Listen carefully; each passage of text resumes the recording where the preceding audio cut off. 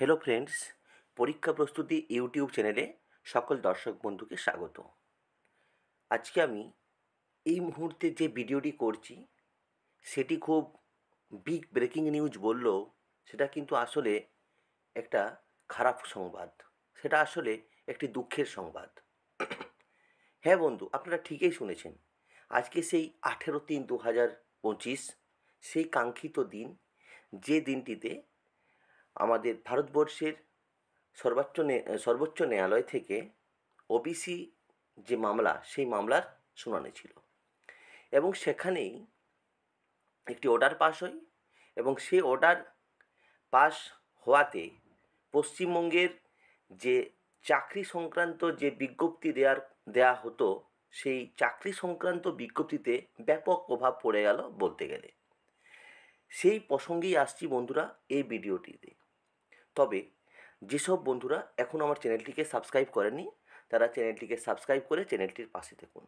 নিত্য নতুন খবর পেতে কোনো পরীক্ষার ফর্ম ফিল আপ থেকে শুরু করে কোন পরীক্ষা কোন অবস্থায় দাঁড়িয়েছে, কোন পরীক্ষার রেজাল্ট বেরোচ্ছে, সেই সব সংক্রান্ত খবর সঠিকভাবে জানতে এবং সঠিক সময়ে পেতে অবশ্যই পরীক্ষা প্রস্তুতি ইউটিউব চ্যানেলটিকে সাথে রাখুন, পাশে থাকুন। আপনারা ঠিকই শুনেছেন বন্ধুরা, আজকে ওবিসি মামলার একটা অর্ডার কপি মহামান্য সুপ্রিম কোর্ট থেকে আমরা পেয়েছি এবং সেই অর্ডার কপি অনুযায়ী বলতে গেলে পশ্চিমবঙ্গের চাকরি ক্ষেত্রে একটি ব্যাপক বড় প্রভাব পড়ে গেল। কী প্রভাব পড়ে গেল, সেই প্রভাব সম্পর্কিতই আমি এই ভিডিওটি করেছি। দেখুন, আজকে যে প্রভাবটি বা যে অর্ডারটি এই জায়গাতে পাস হয়েছে আমি সেটা দেখাচ্ছি।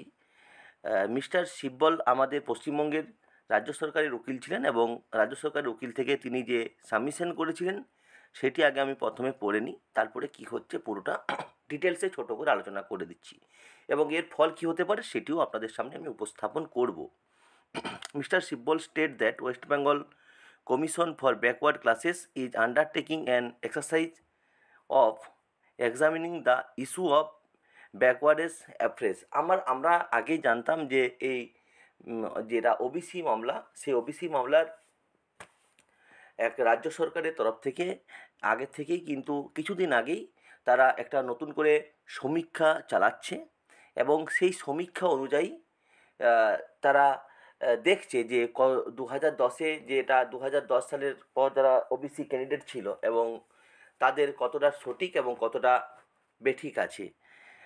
যখন আমাদের হাইকোর্ট থেকে, কলকাতা হাইকোর্ট থেকে ওবিসি মামলা বাতিল করে দেওয়া হলো, তারপরে সুপ্রিম কোর্টে দীর্ঘদিন ধরে মামলা চলছিল এবং কিছুদিন আগে রাজ্য সরকার এর তরফ থেকে সেই ওবিসি মামলার সমীক্ষা শুরু করা হয়েছে।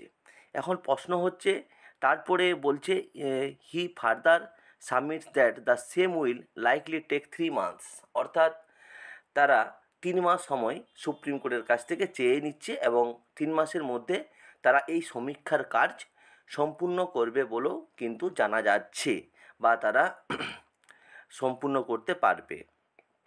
তখন অর্ডার কি বলছে, post the matter in July, needless to say the said exercise would be without. দেখো, এইভাবে যখন তারা ওই কথোপকথন চলছিল, সেই 3 মাস তারা সময় পেয়ে গেল রাজ্য সরকার এবং 3 মাস পর এই মামলাটার কোন পরিস্থিতি, এই মামলার মানে সমীক্ষার কী অবস্থা, এইভাবে তারপরে কিন্তু মামলা উঠবে। আরেকটা জায়গায় আপনাদের দেখাই, আনন্দবাজার অনলাইন থেকে কি বলেছে, এটাও আমি একটু দেখিয়ে দিই। যাচাই করা হচ্ছে কারা ওবিসি, শীর্ষ আদালতকে জানিয়ে 3 মাস সময় চাইল রাজ্য, আর্জি মঞ্জুর করল সুপ্রিম কোর্টও। আমরা আনন্দবাজার অনলাইন থেকে এটা পেয়েছি।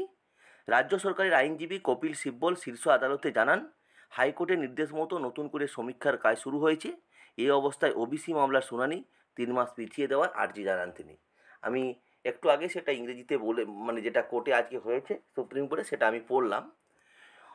তারপরে দেখুন এইখানে কি বলছে, অন্যান্য অনগ্রসর শ্রেণীর ওবিসি সংরক্ষণের বিষয়ে নতুন করে সমীক্ষা শুরু হয়েছে।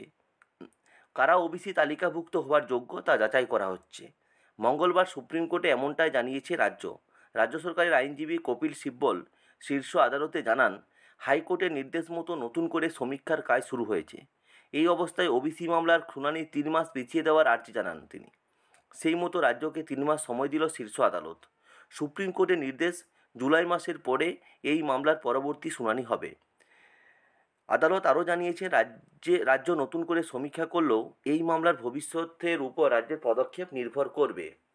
গত বছর 22শে মে বিচারপতি, অর্থাৎ 2024 সালের 22শে মে বিচারপতি, 1 মাস হতে চলল, মানে 1 বছর হতে চলল, 22শে মে বিচারপতি রাজাশেখর মান্থা এবং বিচারপতি তপব্রত চক্রবর্তীর ডিভিশন বেঞ্চ রাজ্যের প্রায় 12 লক্ষ ওবিসি সার্টিফিকেট বাতিল করে দেয়। হাইকোর্ট জানায়, 2010 সালের পর থেকে পদ্ধতি মেনে এইসব সার্টিফিকেট তৈরি করা হয়নি। সেই রায়কে চ্যালেঞ্জ করে সুপ্রিম কোর্টে যায় রাজ্য। মঙ্গলবার রাজ্যের তরফে নতুন করে সমীক্ষার কথা জানিয়ে 3 মাস সময় চাওয়া হয় শীর্ষ আদালতে। শিববলের আর্জি শুনে বিচারপতি বি.আর. গগৈ জানতে চান, রাজ্যে নতুন করে সমীক্ষা করা নিয়ে অন্য পক্ষের কোনো আপত্তি রয়েছে কিনা। তাতে রাজ্যের আইনজীবী জানান, অন্য পক্ষের আপত্তি থাকার কথা নয়, কারণ অন্য পক্ষের আবেদনেই ছিল যাতে ওবিসি শংসাপত্র সংক্রান্ত বিষয়ে নতুন করে সমীক্ষা করা হয়।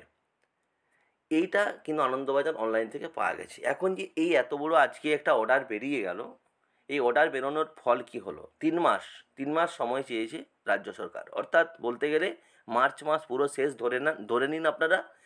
এপ্রিল, মে, জুন, জুলাইয়ে মামলা উঠবে হিসেবে।